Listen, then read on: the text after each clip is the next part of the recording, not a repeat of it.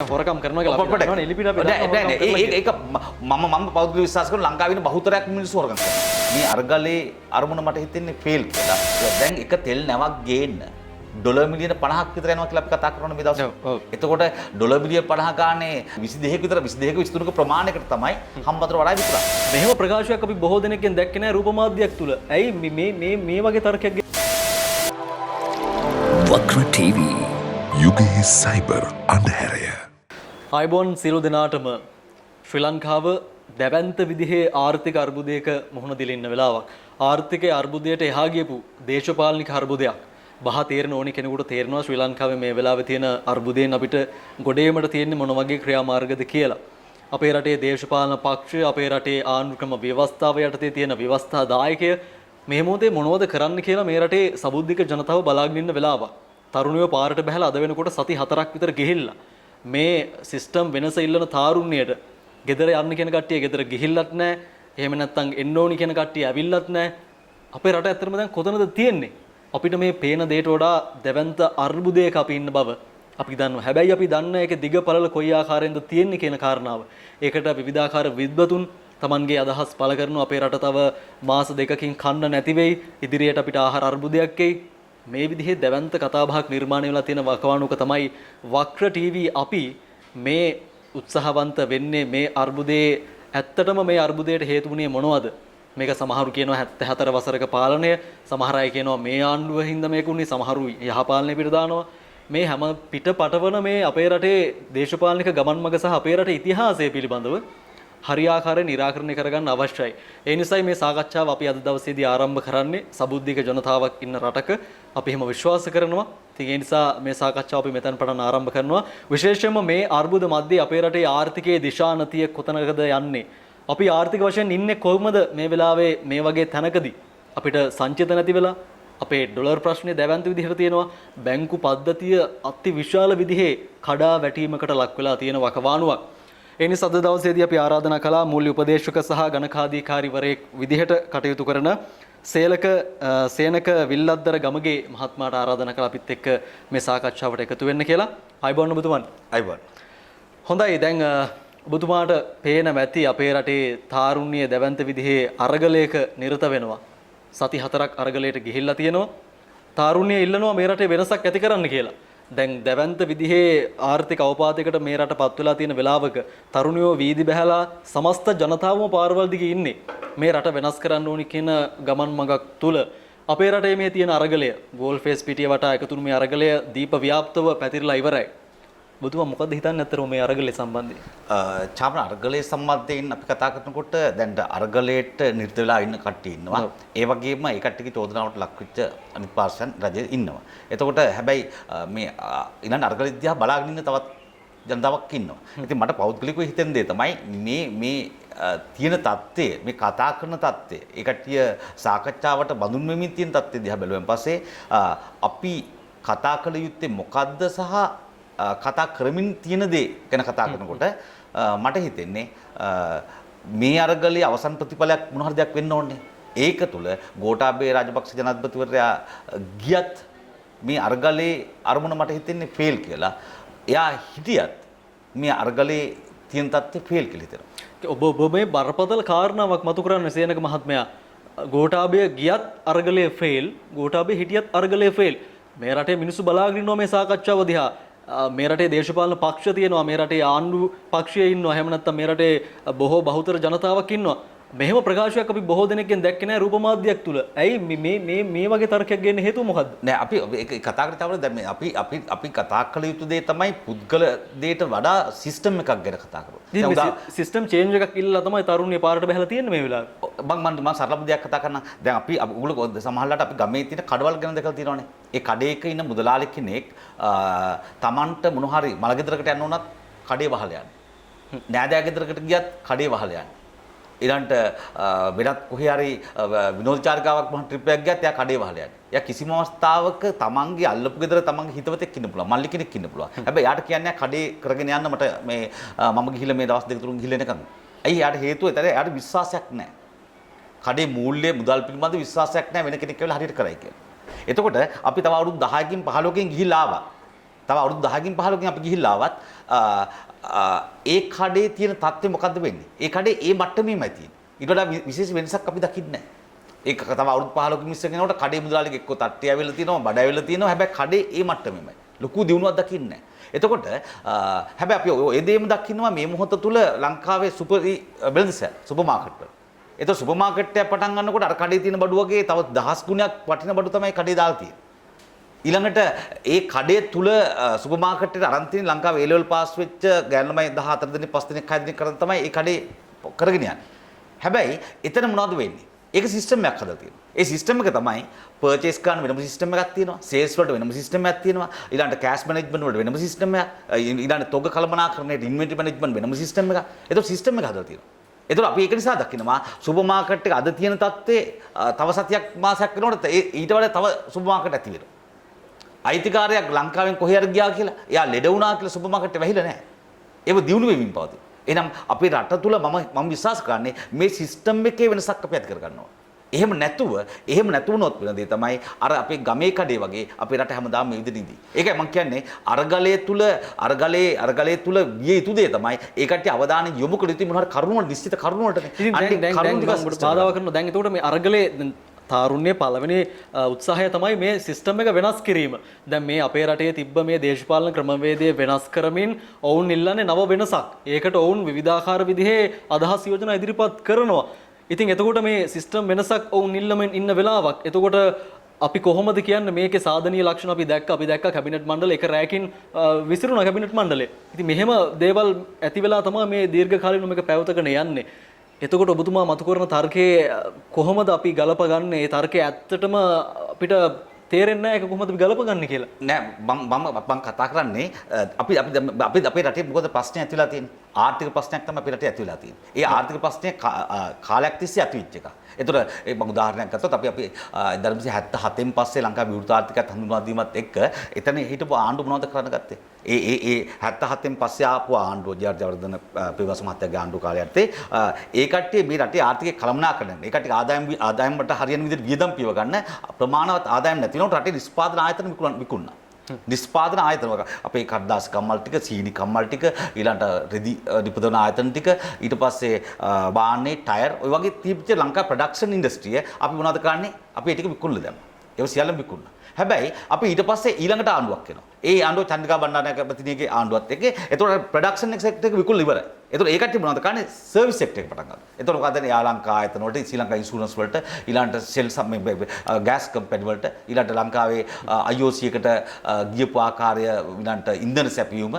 ඉතින් ඒ වගේ අපි දන්න සර්විස් සෙක්ටර් එකේ ගොඩක් දේවල් පිටට දීලා ඒ දේ තුල ලැබෙන සල්ලි වලින් තමයි ඒක කළමනාකරණය කරගෙන ගියේ. ඊට පස්සේ ආණ්ඩුව එනවා මහින්ද රාජපක්ෂ ජනාධිපතිතුමාගේ ආණ්ඩුව. හැබැයි එතෙන්ද වෙන දේ තමයි අවශ්‍ය අනවශ්‍ය කියන දෙකටම අවශ්‍ය සහ අනවශ්‍ය කියන හැම දෙයකටම අවශ්‍ය ණය ගන්නවා එකට. ඒතකොට උදාහරණයක් ගත්තොත් හම්බන්තොට වරාය අධිවේගී මාර්ග රටට අවශ්‍යයි. හැබැයි අපි ඊළඟට අපේ තර්කයක් තියෙනවා. ඒතකොට මත්තල එයාපෝට් එක නෙළුම්කුල්ල වගේ දේවල් රටට අවශ්‍යද මේ මොහොතේ. ඒතකොට අපි විශ්වාස කරන එක මේ මොහොතේ අවශ්‍ය නැහැ කියලා. ඒතකොට අවශ්‍ය අනවශ්‍ය හැම දෙයකටම ණය ගැනීමක් ඒ ක්‍රියාවලිය තුල වෙනවා. ඊට පස්සේ ආණ්ඩුව වෙනවා රනිල් වික්‍රමසිංහ මහත්මයාගේ ආණ්ඩුව. සහ මෛත්‍රීපාල සිරිසේන ජනාධිපතිවරයාගේ ආණ්ඩුව. ඒතකොට ඒ කාලය තුලදී අයිමත් එකට මොනවද කරන්න රට කරගෙන යන්නේ? දැන් ඒතකොට ප්‍රොඩක්ෂන් සෙක්ටර් එකත් විකුණලා, සර්විස් සෙක්ටර් එකත් විකුණලා, ණයත් වැඩි වෙලා අන්න ඒකට මොනවද පටන් ගන්නෙ? එක රැයින් හම්බන්තොට වරාය විකුණනවා. ඩොලර් මිලියන 1100කට මට මතක විදියට 1100ක් හරි 1100ක් වගේ 1100කට. එතකොට ඔය 1100 කියලා කියන්නේ අපි දැන් චාමර දැන් තියෙන තත්ත්වය අපි කතා කරොත් දැන් එක තෙල් නැවක් ගේන්න ඩොලර් මිලියන 50ක් විතර යනවා කියලා අපි කතා කරනවා මේ දවස්වල. එතකොට ඩොලර් මිලියන 50 ගානේ තෙල් නැව් 22කට ගේන සල්ලි තෙල් නැව් 22ක විතර 22ක 23ක ප්‍රමාණයකට තමයි හම්බන්තොට වරාය විකුණන්නේ. අවුරුදු 99ක් හරි 99ක් කියලා තමයි කියන්නේ. අවුරුදු 99ක් කියලා කියන්නේ අපි දන්නෙත් නැහැ.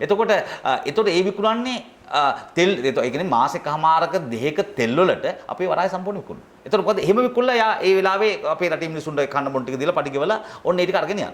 එතකොට දැන් අපි ඒක හරියට නිකන් අර අපි ලොකු අපිට ලක්ෂ 100ක 200ක අපිට ගියක් තියෙනවා නම් කවුරු හරි කෙනෙක් ඇවිල්ලා කියනවා මාස 2-3කට අපිට කන්න දෙන්න අපිට මේ ගේ දෙන්න කියලා. ඒ වගේ රට වැඩක් තමයි එතන උනේ. ඉතින් අර මම ඒකයි කතා කරන්නේ මේ ඉතිහාස තුලම ආපිකේ ප්‍රතිඵලය. ඒ කියන්නේ අපි දේවල් විකුණගෙන කෑවා, ප්‍රොඩක්ෂන් සෙක්ටර් එක, සර්විස් සෙක්ටර් එක, ඊට පස්සේ ණය ගත්තා, ඊට පස්සේ යටිතර පහසුකම් තිබිච්ච වරායවලද ඒව විකුණා. එහෙම මේ ඉතිහාසය තුල ආව පාලක හැමෝම කරපු එකේ අවසාන ප්‍රතිඵලය තමයි මේ ඇවිල්ලා තියෙන්නේ. ඉතින් මේක තමයි උනේ අපි දැන් හිතන විදිහට ගෝල්ඩන් කී වගේ ආයතන. ඊළඟ සෙලින්කෝ මේ ගෲප් එකේ තිබිච්ච ෆයිනෑන්ස් කම්පැනිස් ටික. ඊට පස්සේ සක්විතිලන්සේගේ ව්‍යාපාර. ඊළඟට ඔය දනුවම් මුදල් වගේ ව්‍යාපාර. ඇයි ඒ කට්ටිය ආදායම් ඉපීමක් කරන නැතුව ණය හෝ වෙනත් දේවල් වලින් ව්‍යාපාරයක් දිගට කරගෙන යනකොට යම් මොහොතකදී කඩම් වැටෙනවා. ඒක තමයි රටේ ආර්ථිකය. ඒතකොට අපි කඩම් වැටෙන තැන මොකද්ද? ඇයි කඩම් වැටුනේ? අපි දැන් ඉන්නේ කොහෙද? ඇයි එතකොට මෙතනින් ගොඩ යන්න මොකද්ද කරන්න කියන දේ මේ මොහොතේ ආණ්ඩුවේවත් විපක්ෂයේවත් ඒක නැතිව නිර්පාක්ෂික වෙන අරගලයේවත් කිසිම තැනක කතා කරනවා මම දකින්නේ නැහැ. හරි සේනක මහත්තයා හරි දැන් මට පැහැදිලිව කියන්න ඔබතුමා මේ වෙලාවේ මේ කියන්න උත්සාහ කරන්නේ මේ තරුණ පරම්පරාවේ මේ තියෙන හයි එහෙම නැත්නම් ඔවුන්ගේ මේ මහන්සි අපරාධි කියලා නෙවෙයි නෝන් දිරිමත් කරන්න වැඩපිළිවෙලක්ද ඔබතුමා මේ යෝජනා කරන්නේ? චාමර මම කතා කරන්නේ මේක තුල අපි රට විදියට යම් දේවල් දිනලා තියෙනවද නැද්ද කියන කතාව නෙවෙයි. හැබැයි මම කියන්නේ ඒක කෙටි කාලින නොවිය යුතුයි දිගු කාලින විය යුතුයි. ඒ කියන්නේ රටක මේ අපේ රට තුල දිගු කාලින ප්‍රතිලාභ ගන්න නම් මේ සිස්ටම් එකේ වෙනසක් ඇති යුතුයි. ඒක තමයි එතකොට ඒකට මම උදාහරණ එකක් කියන්නම්. දැන් අපේ රටේ ආර්ථික ප්‍රශ්න ඩොලර් නැති හින්දා තමයි අපේ රට මෙතෙන්ට අද ඇවිල්ලා තියෙන්නේ. ඔව් සංචිත හිඳිලා. සංචිත හිඳිලා. ඉතින් සංචිත හිඳිලා කියලා කියන්නේ එතකොට ඒකට මොකද්ද ප්‍රශ්නය? උදාහරණයක් අපිට කරන්න පුළුවන් විසඳුම් තියෙන්න ඕනේ. මම කියන්නේ මේ විසඳුම් ටික තමයි මේ අරගලයේ තුලින් රටේ ව්‍යවස්ථාවට දාලා මේ ටික හදාගත යුත්තේ. ඒක අද දවසේ නෙවෙයි, මේ ඉන්න පාලකයින් නෙවෙයි, අනාගතයේ එන පාලකයින් තව අවුරුදු 10කින් 15කින් 25කින් 30කින් එන පාලකයෙකුට වුණත් වෙනස් කරන්න බැරි විදිහට සිස්ටම් එක හදාගත යුතුයි. අන්න ඒක හදාගන්න ඕන දැන් අපිට ඇත්තටම තියෙන ආර්ථික ප්‍රශ්නයක් නිසා තමයි මේක ආවේ. ඒ ආර්ථික ප්‍රශ්නේ ඇති නොවන ආකාරයට අපි විසඳුම් ක්‍රියාමාර්ග ගත යුතුයි. දැන් එතකොට මට මේක කියන්න සේනක මහත්මයා දැන් අපි දන්නවා අපේ රට එදා ඉඳන් හොරකම සිද්ධ වුණා අතිවිශාල විදිහට. අපේ රටේ ඔබතුමා කියන දේවල් වගේම අපි දන්නවා අපේ රටේ සම්පත් අතිවිශාල විදිහට බදු මත බදු අනුපාත මත පොලී මත එහෙම නැත්නම් සින්නක්කරොම මේ රටේ භූමියෙන් දැන් විකුණන දෙයක් ඇත්තටම තියෙනවද කියලාත් රටට හිතෙනවා. ඒ තරමට විකුණලා තියෙන්නේ.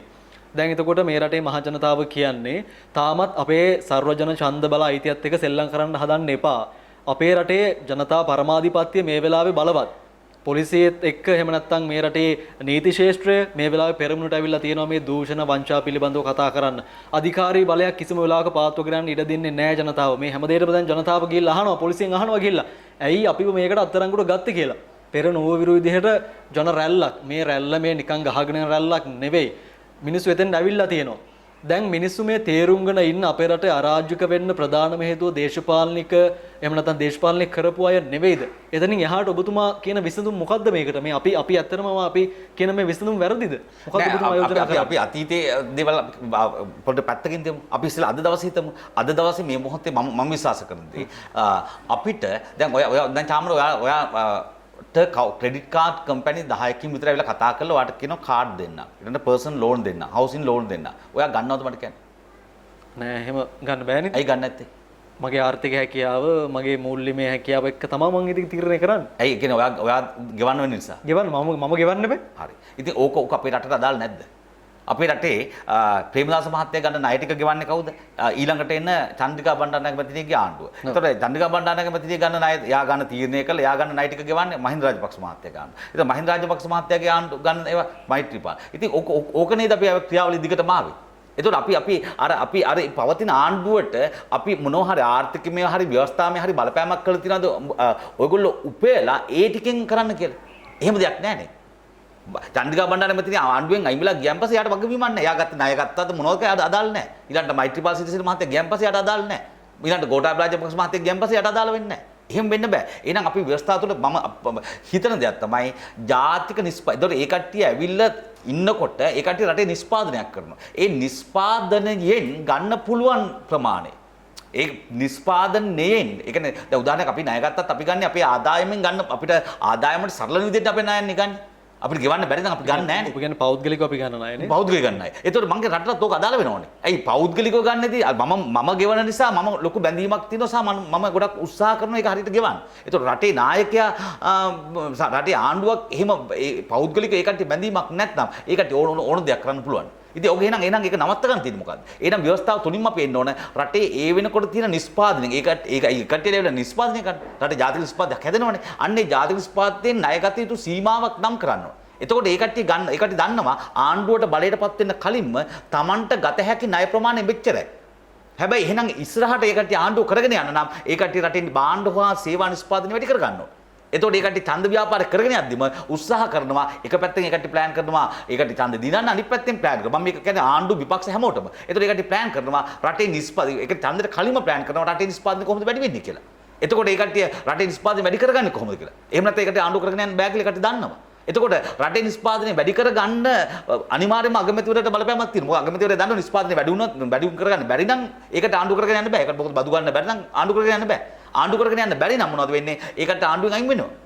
ඒතර ආණ්ඩුවෙන් අයින් වෙන එක නවත්ත ගන්න මොනවද කරන්නේ? ඒ කට්ටිය අනිවාර්යෙන් කැබිනට් මණ්ඩලයට දාන්නේ දක්ෂයෝ. වැඩ කරන්න පුළුවන් මිනිස්සු. එහෙම කට්ටිය දාගෙන ඒ කට්ටියටත් වගකීම් යනවා. එහෙනම් මම කියන්නේ රටේ ආණ්ඩුවට මේ වගවීම දෙන්න ඕන. එහෙම නැත්නම් ඒ කට්ටිය ඔය යන්නම් බල ඒක ප්‍රතිඵල තමයි මේ ඇවිල්ලා තියෙන්නේ. අද වෙනකම් රටේ අපිට එහෙම වගවීමක් තිබුණාද? ඔය ණයගත්තු අපි මතකද හම්බන්තොට වරාය විකුණලා අර චෙක් එක අරගෙන උඩට පෙන්නුවා. අපි බන්දක් ටීවී එකේ අපි දැක්කනේ. දැන් දකින්න නැති. ඉතින් ඒ කියන්නේ අපි දැන් ඔයාගේ කාර් එක විකුණලා ඔයා කරන වැඩේ පෙන්නනවා Facebook එකේ හරි කොහෙද දානවා මෙන්න මම විකුණන කියලා. ඒක වගේ මං හිතන්නේ සතුටු වෙන්න පුළුවන් කාර්යයක්. ඉතින් ඕකේ ප්‍රතිඵල තියෙන්නේ. ඉතින් හොඳයි. ඔව් දැන් සෙනග මහත්මයා දැන් මේ කොච්චර ආර්ථික සැලැස්මවල් ඔබතුමා මේ විදිහට ඉදිරිපත් කළත් අපේ රටේ ව්‍යවස්ථාදායකයේ තුල තියෙන මේ අති දැවැන්ත විදිහේ අර්බුදය මේක විසඳන පාඩක් අපිට පේන්නේ නැහැ. ඒකයි මේ රටේ මේ මිනිස්සු මෙච්චර පාරට බහැලා කියන්නේ නැත්තම් කාටවත් මේ වැස්සේ තෙමි මේ අවුවට වේලි තමන්ගේ දිනදා හම්බ කරගන්න කී හරි දාලා මේ ගෝල් ෆේස් පිටියට ඇවිල්ලා පාරට ගිහිල්ලා කෑ ගහන්න අවශ්‍යතාවයක් නැහැ. දැන් මේ අපේ රටේ දේශපාලඥයෝ මේ තාම මේ ව්‍යවස්ථාදායක ප්‍රශ්නේ විසඳගන්නේ නැතුව අන්තර්වාර ආණ්ඩුවක් කියනවා සභාග ආණ්ඩුවක් කියලා කියනවා.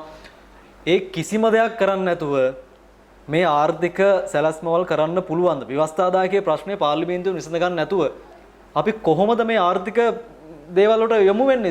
කොහොමද අපි මේ දේවල් කරන්නේ? මූල්‍ය බලය තියෙන පාර්ලිමේන්තුවට මේ වෙලාවේ. චාමර මෙහෙම දෙයක් තියෙනවා. මම කියන්නේ අරගලය පේල් වෙනවා කියලා කිව්වේ හේතුව තමයි මේ මොහොතේ අපේ රට පේල්ුනේ අපේ රට මෙතෙන්ට වැටුනේ මේ ආපු සිස්ටම් එකේ වැරදිනේ. ඒතකොට සිස්ටම් එක අපි අනිවාර්යයෙන්ම හදාගත යුතුයි. ඒක මේ සිස්ටම් එකේ මේ කට්ටිය ඉද්දිම මේ මොහොතේම මේ කට්ටියට කියලාම කරගන්න ඕනේ. එහෙම නැත්නම් ඉස්සරහට ආපු ආණ්ඩුවකින් ඉදිරියට එන ආණ්ඩුවකින් ඉදිරියට ඡන්දකින් පස්සේ එන කට්ටියක් අයිමත් ඇවිල්ලා මේ සිස්ටම් එක හදායි කියලා ඔබ හිතනවා නම් කවදාකවත් ඒක වෙන්නේ නැහැ. ඒ කියන්නේ මෙතෙන්දි මේ වෙනස්කම් කරගන්න ඕනේ. එකක් තමයි මම අර ඉස්සෙල්ලා කිව්වේ රටේ නිෂ්පාදනයෙන්. ඒතකොට ඒ අයට වගවීමක් තියෙනවා. ඒ කට්ටිය ගන්න ණය ප්‍රමාණය. ඒතකොට එතන ඒ කට්ටිය අනිවාර්යයෙන්ම නිෂ්පාදන ක්‍රියාවලට යොමු වෙනවා. නිෂ්පාදන ක්‍රියාවලිය වැඩි කරගන්න ඒකට උත්සාහ කරනවා. එහෙම නැත්නම් ඒ කට්ටිය ෆේල් වෙනවා. ඒ එකක්. මම කියන්නේ තව අපිට කළගත යුතු දේවල් තියෙනවා. තව එක දෙයක් තමයි මම හිතන පාර්ලිමේන්තු මන්ත්‍රීවරුගේ කාල සීමාව. දැන් එනවා අවුරුදු 5කට. ඉතින් අවුරුදු 5කට කාල සීමාවකට ඇවිල්ලා එතකොට මේ පුද්ගලයා අපි හිතමු ඒකට දෙන්න මම මේක අපිට කතා කරන්න පුළුවන් මේක වෙනස් කරන්න පුළුවන් තව ඕන දෙයක් කරන්න පුළුවන්. මම කියන්නේ අවුරුදු 5කට ඇවිල්ලා ඒකට ටර්ම් 5ක් ඇවිල්ලා නැත්නම් 4කට ටර්ම් 4ක් කියමු නැත්නම් ටර්ම් 5ක් කියමු. ඒ කියන්නේ 5 වැඩි කිරීම 5යි. අවුරුදු 25ක්. අවුරුදු 25කින්වත් රටේ කටට හදන්න බැරි නම් മന്ത്രിවරයෙකුට. ඒක ආණ්ඩු විපක්ෂත හැමෝටම අදාළ මම කියන්නේ. එතකොට ඒකට බැරි නම් බැහැමනේ. ඉතින් මිනිස්සුගේ ලංකාවේ ජීවන සාමාන්‍ය ජීවත් වෙන කාලය අවුරුදු 75ක් 80ක් නම් එතකොට අවුරුදු 25ක් විතර යාගේ ළමා කාලය, පාසල් කාලය, තවත් මොන හරි මේ ඉගෙන ගන්න කාලයට වෙන් වෙනවා. එතකොට අවුරුදු 25ක් යා පාර්ලිමේන්තුවේ ඉන්නවා. එතන අවුරුදු 50යි. තවත් මේ මනුස්සයාගේ ජීවිතය ගැන තවත් ඔය මැරෙන්න කලින් හිතන්න තව අවුරුදු 25ක්වත් ඕනේ නැද්ද? ඔබතුමා ඔහොම කියනවා සමහර අය දැන් අවුරුදු 49කටත් වැඩි අපි දැන් අපි මොන හරි අතීතේ මොන හරි ප්‍රශ්න තිබුණානේ. ඒ හැම එකම ප්‍රතිඵලෙන්නේ අද වෙනකන් ඇවිල්ලා තියෙන්නේ. අපේ ඉතිහාසය තුළ හැම පක්ෂෙම මේක මේ මුස්ලිම් කොංග්‍රස් එක ගත්තොත් අපි අස්රොම් මහත්තයා මැරෙනකම්ම හිටියා. මිලන්ට තොණ්ඩම මහත්තයා මැරෙනකම්ම හිටියා. ඊළඟට රනිල් වික්‍රමසිංහ මහත්තයා අදටත් ඉන්නවා. මහින්ද රාජපක්ෂ මහත්තයා අදටත් ඉන්නවා. අනුර කුමාර දිසානායක මහත්තයා අදටත් ඉන්නවා. ඊළඟට කවුද සජිත් ප්‍රේමදාස साहब දැන් ඇවිල්ලා ඉන්නවා. තවත් අපි කිව්වා තවත් ඉඳී කියලා. ඉතින් ඔය වගේ ඔය කිසිම නායකයෙක් දාලා යයි කියලා මම හිතන්නේ නැහැ. කවුරුත් එකයි මම කියන්නේ. කවුරුත් දාලා යයි කියලා හිතන්නේ නැහැ. එතකොට ඒ කට්ටියටත් අර සීමාවක් දැම්මත් අවුරුදු 25ක් කියලා ලොකු කාලයක්. අවුරුදු 25කට සීමාව මම කියන්නේ අවුරුදු 25ක අවුරුදු 20 වෙන්න පුළුවන් නම් මම කියන්නේ ගොඩක් හොඳයි.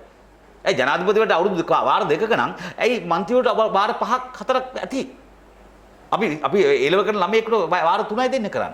ඊළඟට විශ්වවිද්‍යාලයේ උපකරණපතිවරයෙක් මම හිතන්නේ ටර්ම් දෙකද කොහෙද ඉන්නේ. ඉතින් එහෙමනම් മന്ത്രിවරයෙකුට තමන්ගේ රට හදන්න ඇවිල්ලා වාර 5කින් පස්සේ යන්න. ඉතින් මේක ව්‍යවස්ථාවෙන් එන්න ඕන. එහෙම නැත්නම් පුද්ගලයාට අපි මාරු අයින් වෙන්න කියලා කිව්වට ඕක කෙරෙන්නේ නැහැ. දැන් ඔබතුමා හිතනවාද ওই තීරණයට අපේ මේ ඉන්න දේශපාලන පක්ෂවල එහෙම නැත්නම් මේ ව්‍යවස්ථාදායක නියෝජනය කරන අපේ මේ සුජාත භාවයක් තියෙන අපේ 225 മന്ത്രിවරු එකඟ වෙයි කියලා ඔබතුමා විශ්වාස මං අහන්නේ ඒක තමයි අහන්නේ. අපි එහෙනම් අරගලයේ කියලා අපි මොකද කළ යුත්තේ? අරගලයේ කියලා අපි දැන් මේ මොහොතේ තියෙන ප්‍රශ්නයක් විසඳ ගන්න කවුරු හරි කෙනෙක් මාරු කරලා හරි මොනවා හරි කරලා කරගත්තම අපිට කියන්න පුළුවන් ද තව අවුරුදු 5කින් මේ ප්‍රශ්නේ එන්නේ නැහැ කියලා. ඊට පස්සේ 5කින් එන්නේ නැහැ කියලා. මේක කඩම් වැටෙනවා.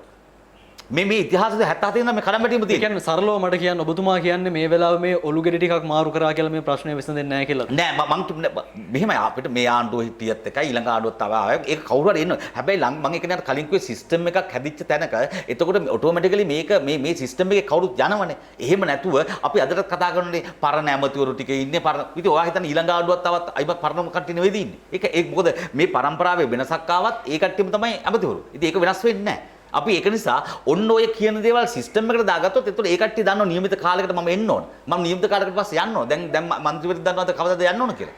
එයාට ඕන කාලයක් ඉන්න පුළුවන්. එතකොට ඒ සිස්ටම් එක නිකන් හදන්න. මම කියන්නේ මම කියන දේවල් වලට ඊළඟ මම තව එකක් යෝජනාවක් දාන්න. තව එකක් තමයි අපි දැන් කියනෝනේ ආණ්ඩුවේ මිනිස්සු හොරකම් කරනවා කියලා. ඉතින් ඒක හොරකම් කරනවා කියන්නේ හොරකම් කරනවා කියලා අපි දන්නවනේ එලිපිට අපි ඒක මම පෞද්ගලික විශ්වාස කරන ලංකාවේ ඉන්න බහුතරයක් මිනිස්සු හොරකම් කරනවා කියලා. බහුතරයක් මේක. එතකොට ඒකේ අඩු වැඩි වශයෙන් තමයි පල්ලේ. එතකොට රටේ උඩම ඉන්න කට්ටිය හොඳටම හොරකම් කරනවා. පල්ලෙහා ඉන්න මට්ටේ පල්ලෙහා ඉන්න මිනිස්සු ගොඩක් හොරකම් කරනවා. ඒක ගොඩක් හොරකම් කරනවා කියලා කියන්නේ අඩු ගන්න තමන් වැඩ කරන ඔෆිස් එකේ හාප්සිල් බණ්ඩලේ හරි දාලා යනවා. එහෙම මිනිස්සු ගොඩක් ඉන්නවා. අපි දැකලා කට්ටිය. එතකොට එහෙම තත්ත්වයක් තියෙද්දි අපි දන්නවා ওই කට්ටියගෙන් නම් එන්නේ පාර්ලිමේන්තුවට. ඒතර පාර්ලිමේන්තුවේ අනිවාර්යයෙන්ම එන්නේ ඒ වගේ මිනිස්සු කියලා අපිට දැන් සාමාන්‍ය තේරෙනවනේ. ඒක එතකොට එන්නේ හොරුනේ. ඉතින් අපි එහෙමනම් හොරකම් කරනෝ හෝ ඒ අදහස් තියෙන මිනිස්සු එන්නේ. අපි ඕක නවත්තන්න ක්‍රමයක් මොකද්ද? අපිට 100ක් නවත්තන්න බැරි වෙයි. අපි ඒතර මේ පාර්ලිමේන්තු මන්ත්‍රීවරුන්ට කියනවා දැන් අපි උදාහරණයක් අපිට රැකියාවකට ගන්නවා නම් ඒ මනුස්සයගේ ගන්නවා චරිත සහතිකය ගන්නවා ඊළඟට ගාමසේවක සහතිකයක් ගන්නවා ඊළඟට මොනවා හරි විභාග සහතික ගන්නවා ඒව අරගෙන මොනවද කරන්නේ එතකොට ඒව අරගෙන අපි මේ මනුස්සය ගැන ගැටලුවක් තියෙන හින්දා අපිට සැකයක් තියෙන හින්දා තමයි අපි ඒවට චෙක් කරලා බලන්නේ එතකොට එහෙම නැත්නම් ඒ මනුස්සයට පුළුවන් මම කෝල් කරලා කියන්නේ මම හොඳ කෙනෙක් ගමේ ඉන්න ඊළඟට මම ගොඩක් විභාග පාස් කරලා තිනවා සහතිකෙට ගන්න දැන් නැහැ මාව ගන්න කියලා අපි එහෙම කරන්නේ නැහැ ඉතින් එහෙනම් අපි මේ පොඩි රුපියල් 25000 30000 ජොබ් එකකට කෙනෙක් ගන්නකොට. එතකොට අපි අපේ බිලියන ගාණක් වටින අපේ ආර්ථිකය පාලනය කරන්න දෙනවා යම් කොටසකට. යම් කොටසකට කියන්නේ මන්ත්‍රීවරුන්ට. එතකොට අපි ඒ කට්ටියගේ මොන චරිත සහතිකද බැලුවේ? අපි කවුරුත් බලලා තියෙනවා. එතකොට අපි කියනවා ඊළඟ මේ රටේ සමස්තයක් කියන්නේ හොරගම් කරන මිනිස්සු ගොඩක් ඉන්නවා. හොරගම් කරන කට්ටිය ඉන්නවා. හැබැයි මේ මැතිවරණ අපේක්ෂකකමක් ගද්දී ඒ දේවල් මේ බාර දෙන්න ඕනේ ඒ දේවල්. ඒ යෝජනාවලිය ඔය උන්ගේ වත්කම් බැරකම් සම්බන්ධයෙන් යෝජනාවලිය බාර දෙන්න ඕනේ. තාම ඕක ඔයා දැකලා ඔයා ඡන්ද දීලා තියෙන නැතිනේ. ඔයා කාගේ හරි වත්කම් වක්කීම් ලේඛන දැකලා ඔයා ඡන්දයක් දුන්නාද? දැකලත් නැති අපි ඉල්ලලත් නැහැ නේ දැන් මම කියන්නේ ඔන්න ඕක විනිවිදභාවයක් තියෙනවා. ඒතර මේ මිනිස්සුන්ට කියන්න පුළුවන් ඡන්ද ඉල්ලන්න යන කට්ටියට කියන්න පුළුවන් මේ හැම පක්ෂෙම අපිට මේ රටේ ප්‍රශ්නයක් තියෙනවා මිනිස්සුන්ගේ පොඩි ආකල්පවල අවුලක් තියෙනවා. ඊළඟට ඒ කට්ටියකින් තමයි එන්නේ අපේ ආණ්ඩුවට එන්නේ. අපි පාලනය කරන්නේනේ. ඒතකොට ඒ මිනිස්සු ගැනත් මිනිස්සුන්ට අවුලක් තියෙනවා. ඒකින්ද ඔබ ආණ්ඩුවට එන ඔබ පාර්ලිමේන්තුවට එනවනම් පාර්ලිමේන්තු මන්ත්‍රීවරයෙක් වෙනවනම් එහෙනම් ඔබගේ මොනවද තියෙන වත්කම් ඔබගේ මොනවද වගකීම් සහ ඔබගේ බිරිඳගේ සහ ඔබගේ දරුවන්ගේ ඔන්න ඔය ටික ඔබ ඡන්ද ඉල්ලන්න කලින් අපි මේ මැතිවරණ කොමසාරිස්වරයාටත් කතානායකරට ඕ බාර දීලා නැහැ අපි කවුරුත් එහෙම බලලා දීලා නැහැනේ අන්න ඒව ටික කලින් දාන්න කලින් ප්‍රසිද්ධ කරන්න මාධ්‍යයක් ඒක මොනවා හරි මැතිවරණ දෙපාර්තමේන්තුව හරහා හරි පාර්ලිමේන්තුව හරහා හරි ඊළඟ සමාජ මාධ්‍යයක් හරහා ඒක හරහා ප්‍රසිද්ධ කරන්න විදියට එතකොට ඕන කෙනෙකුට බලා ගන්න පුළුවන්. එතකොට අවුරුදු 6කට පස්සේ අවුරුදු 5කට පස්සේ ඒ මිනිස්සයා අයිමත් ඡන්ද ඉල්ලන් යනකොට අයිමත් එයාගේ වත්කම් වකින් දකින්න. එතකොට ඒ අතර වෙනසක් තියෙනවා මිනිසුන්ට කියන්න පුළුවන් මොකද්ද වෙනස? එතකොට මේ මිනිස්සයා ඇත්තටම තමන්ගේ ආදායම් තියෙනවා තමන් ව්‍යාපාර තියෙනවා ඒවෙන් මිනිස්සු ආදායම් ගන්න පුළුවන්. අපිට ඒව නවත්තන්න බෑ.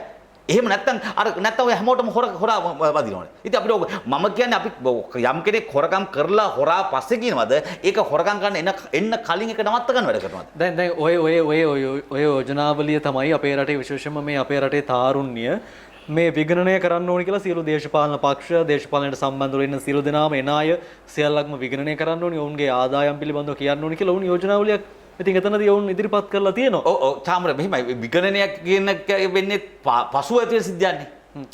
ඉතින් අපි දැන් මෙහෙම දෙයක් තියෙනවානේ. දැන් අපේ ගෙට ගේ ඇතුළට මීයෝ එනවා නම් තේරෙනවද? මීයෝ ආවයින් පස්සේ අපි මීයෝ හොය හොය මරනවා හරි මොනවා හරි කරනවද? එහෙම නැත්නම් මීයෝ එන මාර්ග ටික හොයලා ඒ මොනවා හරි ගුලක් හරි එනවා තියෙනවා නම් ඒ ගුල අයින් බහනවද අයින් කරනවද? අපි එන මාර්ග අයින් කරගත්තා නම් හරිනේ. මම ඒක තමයි කිව්වේ සිස්ටම් එක හදා ගන්න ඕන කියලා. එතකොට මේ සිස්ටම් එක ඔය කියන යෝජනා ටිකට මම විශ්වාස කරන්නේ නැහැ. ඔය යෝජන මොනවද? මම කොන්නේ ණය ගන්න සීමාව. එතකොට ඒක ආණ්ඩු බලයට ගන්න කවුරු හරි එයාට වගවීමක් වෙනවනේ තමන්ගේ නිෂ්පාදන රටේ නිෂ්පාදනය වැඩි කරන්න. ඕකට මේ ඉන්න යෝජනාවට ඊළඟට කාලය ප්‍රතිවන කාලය දුන්නා අවුරුදු මෙන්න මේ වාර 5කට හරි 10කට හරි 4කට හරි සීමා කරන්න. ඒක ඊළඟට වත්කම් වක්කීම් ලේඛන අනිවාර්යෙන් ප්‍රසිද්ධ කරන්න. මෙන්න මේකට මම විශ්වාස කරන්නේ ආණ්ඩුවවත් විපක්ෂවත් ඔය කියන කිසිම කෙනෙක් ඒකට එකඟ වෙයි. මම පෞද්ගලිකව විශ්වාස කරන්නේ නැහැ. අන්න ඒක එහෙම වුණොත් මේ රට හැදේ. මම කියන්නේ ඔන්න ඔය සිස්ටම් එක හදාගන්න නැතුව අපි තාවකාලික දේවල් වලට කතා කරලා වැඩක් නැහැ. මේ මොහොතේ මේ පාර්ලිමේන්තුව තුලින්ම මෙන්න මේ ටික ඉදිරිපත් කරලා මේ ටික නීතියට දාගත්තොත් අපි දැන් අපි කතා කරනවා අපි ගොඩාක් දැන් මේ වෙලාව කතා කරන්නේ එක දේශපාලන පක්ෂ තමන්ගේ අනාගත දේශපාලනයේ තමන් ඒක ස්ථාවර කර ගැනීම සඳහා වෙන ව්‍යුහාත්මක වෙනස්කම් තමයි බොහෝ අය කතා කරන්නේ. ඒ හැමෝම කතා කරන්නේ. අරගල භූමිය තුල ඉන්න මේ ගොඩක් අයගේ අරමුණක් නෑ. ඒකට කියන්නේ මේ එයා හිතන්නේ මෙතනින් ගොඩාබ ජනාධිපතිතුමා අයිමුණන් පස්සේ මේක විසඳනවා කියලා. එතකොට එතන මම කියන්නේ ඒ එකක්වත් නෙවෙයි සිස්ටම් එක හදාගත්තොත් අපිට ආපු ප්‍රශ්නේ අපේ තාත්තලා කාලේ තිබිච්ච ප්‍රශ්නේ අපේ දරුවන්ගේ කාලේ තුල නැති වෙයි. නැත්තම් අපේ දරුවන්ටත් අවුරුදු 5න් 5ට ওই පාරවල් ලයිනේ කිරිබත් කන්න වෙයි. මොකද ආණ්ඩුවක් ගන්නවා ආණ්ඩුවක් පෙරලනවා. ආණ්ඩුවක් ගන්නවා ආණ්ඩුවක් පෙරලනවා. අවුරුදු 5න් 5ට කිරිබත්. අපි එහෙම જાතියක් නේ දැන් වෙලා තියෙන්නේ. ඉතින් ඒක විය නොවිය යුතුයි. ඒක කරන්න නම් අර වෙනස්ක ඇති කරගන්න ඕන. සේනක මහත්මයා මට මේකට උත්තරයක් දෙන්න. ඔබතුමා මූල්‍ය උපදේශකවරයෙක් ඒ වගේම ගණකාධිකාරීවරයෙක් මේ රටේ පිළිගත් සමාජයක ජීවත් වෙන කෙනෙක්. දැන් ඔබතුමා මේ ඉදිරිපත් කරන යෝජනාවලිය තුල පළවෙනියට තියෙන්නේ අවුරුදු 5න් 5ට වෙනස් නොවන එන රජයට අවුරුද්දෙන් අවුරුද්ද ඔවුන්ගේ ආර්ථිකය පෙන්නලා ඔවුන්ට ණය ගන්න පුළුවන් විදිහේ සැලැස්මක් හදන්න ඕනේ කියන එක ඔබතුමාගේ පළවෙනි යෝජනාව. දෙවෙනි යෝජනාව තමයි දේශපාලනය කරන්න එන හෝ නොකරන අයගේ වත්කම් සම්බන්ධයෙන් ඔවුන්ගේ පැහැදිලි කිරීමක් තිබිය යුතුයි. ඒ දේශපාලනයට එන අයද එහෙම නැත්නම් දේශපාලනය කරන්න බලාපොරොත්තු වෙන අයද කියලා නෑ. සියලු දෙනාටම තිබිය යුතුයි. ඒ ක්‍රමවේදය තිබිය යුතුයි. අඩු ගානේ එහෙමද ඔබතුමා මේ සඳහන් කරන්නේ? එතෙන්ද අදහස් කරන්නේ තාමනේ දැන් අපි අඩු ගානේ ප්‍රධානම අපි කියන්නේ මේක පල්ලෙහා මට්ටමට වෙන්න ඕනද? තමන්ගේ වත්කම් වක්කීම් ඉදිරිපත් කිරීම. ඒක සාමාන්‍යයෙන් ඕනම රටක තියෙන දෙයක් නේ. ඉතින් අපිට බැයිද ඕක සමස්ත පුරවැසියට අදාළ කරවන්න? මෙහෙමයි. අපි දැන් මේ මොහොත තුල දැන් සමස්ත පුරවැසියද රට පාලනය කරන්නේ රට පාලනය කරන ඇත්තන්ද? ඒතකොට රට පාලනය කරන ඇත්තන් මම කියන්නේ ඕක පද්ධතිය යන්න ඕන. නමුත් අපි තව අවුරුදු ගාණක් ගිහිල්ලා මේක හදා ගන්නවට වැඩිය මේකේ මේ අඩුම ගානේ ඉන්න අපිව පාලනය කරන්න ඉන්න පුද්ගලයන්ට හරි මේක මේ මොහොතේ දැම්මොත් එතකොට ඔවුන් දන්නවා මම ඡන්දේ ඉල්ලන්න කලින් මේව ඉදිරිපත් කළ යුතුයි කියලා. එතකොට ඉදිරිපත් කරන්න බැරි කෙනෙක් ඉන්නවා නම් අපි කියන්නේ එන්න එපා පාලනය කරන්න. කවුරුවත් එන්න එපා. ඒක මොන පක්ෂේ වුණත් කරන්නේ නැහැ. ඒක හොඳ නැද්ද සේනක මහත්මයා මේ රටේ සමස්ත පුරවැසියන්ට අදාළ කරන්න තමයි. ඒක අනිවාර්යෙන් මේ ලංකාවේ බදු ක්‍රමයක් එක්ක ඒක අනිවාර්යෙන් විය යුතු දෙයක්. ඒක කවදාද දවසක වෙයි. ඒක හැබැයි ලංකාව මේ මොහොත තුළ එහෙම සිස්ටම් එකක් හදලා නැහැනේ. ඉතින් ඒක නිසා ඒකට කාලයක් ඇයි ඒක ක්‍රියාවලියක් තියෙනවා. එතකොට ඒක මම විශ්වාස කරන්නේ නැහැ. ඒක එකපාරටම දවසින් දෙකකින් මේක හැදි වෙනවා කියලා. හැබැයි මේක මේ මොහොතේ ප්‍රශ්නයක් තියෙනවා. හැබැයි මේ පාලකයෝ කියලා කියන්නේ මේක අද පාලනයක මේ අවුරුදු 5 නෙවෙයි. තව අවුරුදු 5 කොහොමම පාලනය කරනවනේ. එතකොට ඒක දිගට පාලනය කරනවනේ. ඒ දිගට පාලනය කරන ක්‍රියාවලිය සිස්ටම් එක හරියට හදා ගන්න ඕනේ. එතකොට මේ සිස්ටම් එක හැදුනොත් තමයි අනාගතය තුළ මේ ප්‍රශ්න නැවත ඇති නොවෙන්න තියෙන අවස්ථාව හදා ගන්න පුළුවන්. අපි මේ අනාගතයේ මේ ප්‍රශ්නම ගැනමයි කතා කරන්න වෙනවා නම් එතකොට මේක තුල අපි දකින්න දිනුමක් නැහැ. ඒක මං කිව්වේ මේ අරගලයේ තුල මිනිස්සු ඔක්කොම ඇවිල්ලා කවුරුත් කතා කරනවා. හැබැයි විය යුතු දේ මේ මොහොතේ අපි ඇත්තටම දිගු කාලන ඒ කියන්නේ අපි අර සස්ටේනබල් විදියට අපි යන්නේ අපි අනාගතයේ විදියට කතා කරන්නේ. එහෙම ප්‍රොසෙස් එකක් වෙනවා කියලා අපි දකින්නේ නැහැ. ඉතින් එහෙම වුණොත් තමයි මේක ඇතුලේ. ඒතකොට ඒකේ මේ පක්ෂවල ආණ්ඩු පක්ෂේ ඉන්න කට්ටිය විපක්ෂේ රටේ සාමාන්‍ය මහ ජනතාව මේ හැමෝටම අනාගතයේ සුන්දර විදියට ජීවත් වෙන්න පුළුවන් වපසරියක් හැදෙන්නේ මෙන්න මේ දේවල් කරගත්තොත්. හොඳයි දැන් මේ ඔබතුමා කියන යෝජනා සියල්ලක්ම ව්‍යවස්ථාදායකය තුල විසඳන්න ඕනි ප්‍රශ්න ටිකක් තියෙනවා. ඔව්. අපේ රටේ මේ ඉන්න පාර්ලිමේන්තුවේ ඉන්න සමහර අය දිහා බැලුවාම සරලවම අපේ රටේ ව්‍යවස්ථාදායකයේ දිහා බැලුවාම පාර්ලිමේන්තුව දිහා බැලුවාම අපිට හොඳටම තේරුම් ගන්න පුළුවන් මේ අය මෙදා කපේට ওই යෝජනාවල කිසිම දෙයකට කැමති වෙන්නේ නැහැ. මේ තියෙන තත්ත්වයක් එක්ක සමහරු ගෙදර යන්න කැමති නැහැ, සමහරු අමාත්‍ය දුර දාලා යන්න කැමති නැහැ. තාමත් බලේ ඉන්නවා. තාම කිසිම ඇමතිවරයෙක් මට වරප්‍රසාද එපා, මගේ වරප්‍රසාද අයින් කරගන්න කියලා ඒ සියල්ලක්ම බාර දුන්නේ නැහැ. තමන්ගේ වාහන ටික බාර දුන්නේ නැහැ, තමන්ගේ ආරක්ෂක ටික බාර දුන්නේ නැහැ. මෙච්චර මේ ජනතා අරගලයක් තියෙද්දි ඔබතුමාගේ යෝජනා ටික අර ගඟට කපපු ඉනි වගේ වෙයි මේ අය මේක කරන්නේ නැතිව එහෙම වුණොත් මොකද කරන්නේ අපි? ඒක විසඳ ගන්න අපිට විදිහක් දැන් මේ මට මේ කියන්නේ මේ අරගලයෙන් පිට අපිට මේක විසඳ ගන්න විදිහක් තියෙනවද? මේ ව්‍යවස්ථාදායකයට අපිට බලපෑම් කරන්න පුළුවන්ද මේකට? ඒකට උත්තරයක් දෙන්න මට. නෑ ව්‍යවස්ථාදායකයන් මම විශ්වාස කරන්නේ නැහැ. එහෙම නෑ. මොකද අපිට නීතියට පිටින් ගිහිල්ලා අපි විසඳුම් හොයන්න ගියොත් ඒක ඊට වැඩිය පල්ලෙහා මට්ටමට යනවා. ඒක අර අපි ගොඩාක් පල්ලෙහා මට්ටමට යනවා. මේක රට ගොඩාක් කඩම් වැටේ. ඒකින්ද මේ මොහොතේ ඉක්මනින්ම වෙන්න ඕන දේවල් තමයි මේ කියන්නා වූ රටනම් බලපාන දේවල් ටික හදාගන්න එක. මම නැවතත් ඔයාලට කියනවා චාමර මේ කියන දේවල් ටික මම විශ්වාස කරන්නේ ආණ්ඩු පක්ෂේවත් විපක්ෂේවත් කවුරුත් එකතු වෙලා සම්මත කරයි කියලා. ඒක නිසා මම ඇත්තටම ඒක මම නිකන් ලියලා තියාගන්න ඕක නිකන් මම හීනයක් දකිනවා. එතකොට මම දකින හීනයක් මම විශ්වාස කරන්නේ ওই ටික. ඔය මේ තමන්ගේ බලය රැක ගන්න මේ හැමෝම ආණ්ඩු පක්ෂය තමන්ගේ බලය රැක ගන්න, විපක්ෂයේ අය තමන්ගේ බලය නැවත ලබා ගන්න. ඕකට විවිධ දේවල් කරાવી. ඊළඟට ඒකට මේ ප්‍රශ්නයක් ඇති වෙච්ච වෙලාවේ ආපු මිනිස්සු ටික ඔක්කොම ටික අරගෙන ඒ සඳහා විවිධ ක්‍රියාමාර්ග ගනිවි. හැබැයි දිගු කාලීනව රටට හොඳ දෙයක් වෙන දෙයක් මේ ওই දේවල් කර මම කියන්නේ මම ඉදිරිපත් කරපු දේවල් මේ ලෝකයේ ලංකාවේ ඒක යුතුයි කියලා. තව ගොඩාක් හොඳ අදහස් තියෙන දේවල් තියෙනවා. ඒව එකතු කරලා හැබැයි මේක දිගු කාලනව යන විදිහට මේක හදාගත්තේ නැති වුණොත් මේක හොඳ තත්ත්වයට ඒක මම විශ්වාස කරනවා. මම නිකන් දකින්නේ ඔක ඇත්තටම හීනයක් කියලා. ඔබතුමා දැන් කියන්නේ මේ අපේ රටේ සමස්ත පුරවැසියෝ ටික එකතු වෙලා. හරි මෙන්න මේවා තමයි යෝජනා. විද්වතුන්ගේ යෝජනා ටික අරගෙන ආණ්ඩුවට බාර දෙනවා. මේ ටික කරන්න ඕනි. අපි හිතමු ලියවිල්ලක් කියලා. ලියවිල්ලක් බාර දෙනවා රජයට. මේ ටික කරන්න මේ ඉන්න පාලකයෝ. අපිට මේ අන්තර්කාලීන ආණ්ඩුද සභාග ආණ්ඩුද අගමැතිවරයා දින්නේ ජනාධිපතිවරයා කවුද? මේ ඔලුගෙඩි මාරු කරගෙන ඉන්න කාලයක් නැහැ. ඒ නිසා මේ ඉන්න පාර්ලිමේන්තුව මේ ව්‍යවස්ථාදායකය තුල මෙන්න මේ දේවල් සම්මත කරන්න කියලා ඔබතුමා කියන්නේ එහෙම ලියවිල්ලක් අපි බාර දිය යුතු කියලාද මේකට? අපි මෙහෙම ප්‍රශ්නයක් තියෙනවා නම් ප්‍රශ්න විසඳුමක් අපි තියෙන්න ඕනේ. අපි දැන් අපි එහෙම නැතුව අපි මේක දිගු කාලීනව මේ ප්‍රශ්නේ විසඳෙන්න නම් අපි මොනවා හරි කිව යුතු මොනවා හරි යෝජනා තියෙන්න ඕනේ. ඉතින් මම කියන්නේ ඕක විතරක් නෙවෙයි ඊට වඩා තවත් යෝජනා ගෙනහිල්ලා මේක මේ පාර්ලිමේන්තුව තුල ඉන්න 225ටම දාලා ඔය 225ටම බලපෑම තියෙනවා. මොකද ඒ කට්ටියට කියනවනේ මේ ටික කරන්න. බැරි නම් මේක කරලා මෙහෙමයි මේක තුල දැන් ඒ 225ට ඔය කියන දේවල් දැන් මම කරුණු තුනක් දුන්නානේ. තවත් කරුණු තව ගොඩක් තියෙන්න පුළුවන්නේ. තේරෙනවද? මම කියන්නේ මම දුන්නේ දේශපාලන කරුණු නෙවෙයි. මම කියන්නේ ආර්ථිකයට සම්බන්ධ අපිට මොකද අපිට මිනිසුන් විශ්වාසය ප්‍රශ්න තියෙනවා. ආර්ථික සම්බන්ධ ප්‍රශ්න තියෙනවා. ඔය ඕවත් එක්ක ආපු කරුණුනේ. ඉතින් ඔන්න ඔය කරුණු ටික දාලා ඔබ ඕක විසඳ ඔබ ඕකට අකමැද්ද කියලා අහන්න පුළුවන් කෙලින්. ආණ්ඩුවෙන් අහන්න පුළුවන් විපක්ෂයෙන් අහන්න පුළුවන්. මේකට අකමැතිද? මේ රට හැදෙනවා නම් මේවට අකමැතිද? තවත් මිනිස්සු දාන යෝජනා තියෙනවා. ඕවට අකමැතිද?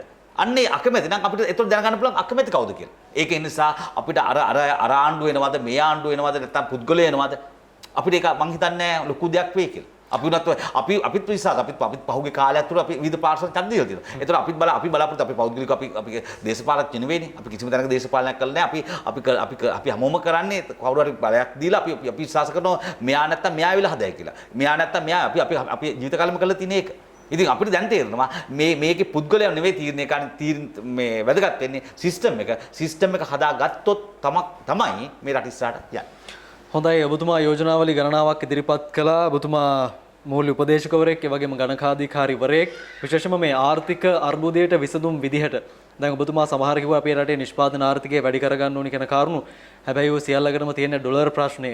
ඩොලර් අපිට නෑ සංචිත හිඳිලා තියෙන්නේ මේ වෙලාවේ යන්නේ නමක් නැතුව ඉන්නේ. අපිට චීනේ සේනක මහත්තයා චීනෙන් අපිට අපේ වේලක් බඩගින්න නිවන්න හාල් දුන්න කන්න. එහෙම රටක ඉතා අසීරු තත්ත්වයක අපි මේ වෙලාවේ මුහුණ දීලා ඉන්නේ. අපි තවදුරටත් මේ පිළිබඳව සාකච්ඡා කරනවා විශේෂයෙන්ම මේ රටේ ඩොලර් ප්‍රශ්නය පිළිබඳව. ඩොලර් මේ වෙලාවේ අපිට හොයන්න පුළුවන් වෙන්නේ කොහොමද? අපේ රටේ නිෂ්පාදන ආර්ථිකයක් ශක්තිමත් කරන්න පුළුවන්ද මේ අර්බුද මැද්දේ? මේ ප්‍රශ්න පිළිබඳව අපි සාකච්ඡා කරන්න සූදානම් වෙනවා. අපි ඊළඟ වැඩසටහන තුල මේ පිළිබඳව සාකච්ඡා කරන්න තමයි සූදානම්ෙන් ඉන්නේ. ඒ නිසා වක්‍ර ටීවී අපි මේ උත්සාහවන්ත වෙන්නේ තවත් හුදු අදහස් පමණක් මේ නාමික අදහස් පමණක් යොමු කරන්නේ නැතුව මේක විද්වත් සාකච්ඡාවක් බවට පත් කරන්න මූල්‍ය උපදේශකවරු සම්බන්ධ කරගෙන මේ ආර්ථික ගැටලුවට විසඳුම් හොයන්න තාමත් සෙල්ලම් කරන්න කාලයක් අපිට ඉතුරුලා නැහැ. ඒ නිසා බොහොම ස්තුතියි අද දවසේදී මේ සාකච්ඡාවට එකතු වුණාට. මූල්‍ය උපදේශකවරයෙක් වගේම ගණකාධිකාරීවරයෙක් විදිහට කටයුතු කරන සේනක විල්ලද්දර ගමගේ මහත්මයාට බොහොම ස්තුතියි අපිත් එක්ක සම්බන්ධ වුණාට. ඔබේ අදහස් මේ වෙලාවේ රටට කියන්න අපිත් එක්ක සම්බන්ධ වුණාට බොහොම ස්තුතියි චාමර මට මේ අවස්ථාව ලබා දීම පිළිබඳව. අපි තවත් වීඩියෝ එකකින් සම්බන්ධ වෙනවා. ඊළඟ වීඩියෝ එකේ අපි කතා කරනවා මේ සාකච්ඡාවෙම අනිකුත් කොටස සම්බන්ධයෙන්. ඒ නිසා ඔබට මතක් කරනවා අපේ වක්‍ර ටීවී YouTube නාලිකාව subscribe කරලා තියාගන්න. මේ සම්බන්ධයෙන් අපි දිගින් දිගටම සාකච්ඡා කරන්න සූදානම් වෙන්න ඉන්නවා. සුබ දවසක්. වක්‍ර TV යුගයේ සයිබර් අන්ධහැරය